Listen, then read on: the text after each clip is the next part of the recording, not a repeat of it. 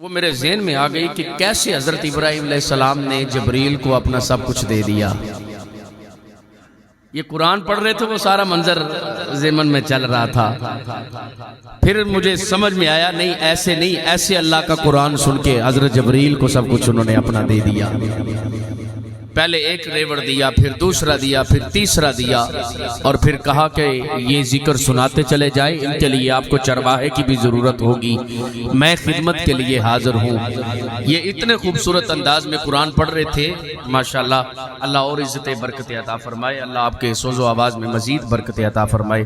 اللہ آپ کے علم میں مزید برکت عطا فرمائے، ماشاءاللہ۔ دوران تلاوت کلیم ہمارے علاقہ نین سکھ سے بڑی خوبصورت آواز جناب محترم بھائی محمد طارق محمود شرازی صاحب آپ تشریف لائے، میں خوش آمدید کا نظرانہ پیش کرتا ہوں۔ اس خوبصورت پنڈال کے اندر ثنا خان رسول تشریف فرما ہیں، صوفی وقار قادری صاحب، بھائی عرفان چشتی صاحب اور دیگر۔ میں اگرچہ نام سے واقف نہیں، نظر سمجھ کر معاف فرما دیجئے گا، میں آپ کو بھی دل کی اتھا گہرائیوں سے خوش آمدید کا نظرانہ پیش کرتا ہوں۔ اگرچہ میں نام سے واقف نہیں، میں آپ سبھی احباب کے نام سے واقف نہیں۔ یہاں پہ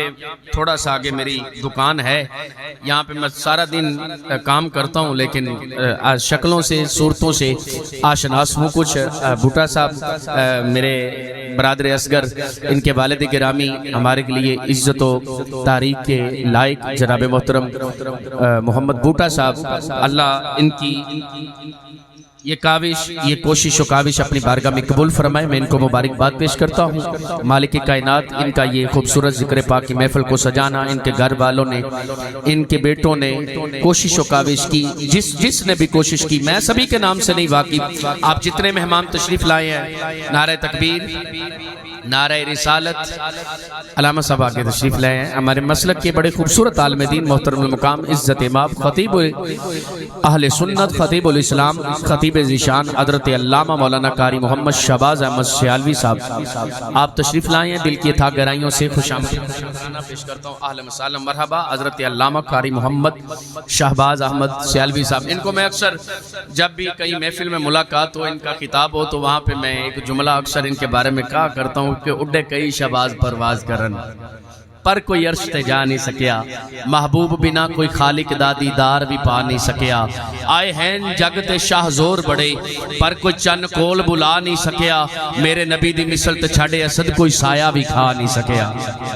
میرے نبی دی مثل تے چھڑے اسد کوئی سایہ بھی کھا نہیں سکیا۔ تو حضرات گرامی قدر، میں نے بلا تاخیر ہی آغاز کر دیا ہے، کوئی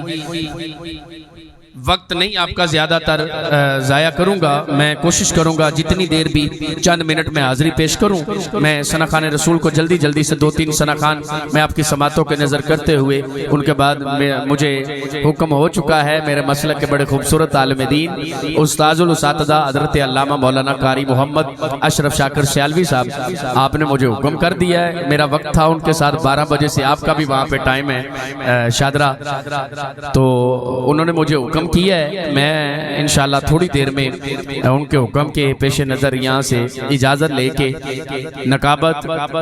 میرا چھوٹا بھائی، وہ مجھے استاد بھی کہتے ہیں، یہ ان کی محبت ہے، لیکن وہ خود بڑا اچھا پڑھنے والے ہیں، آج کی بزم پاک کے بانی آنے محفل میں سے ہیں، اللہ ان کو عزتوں سے نوازتا ہے۔ میری مراد حضرت علامہ مولانا حافظ قاری محمد آزاد قادری صاحب،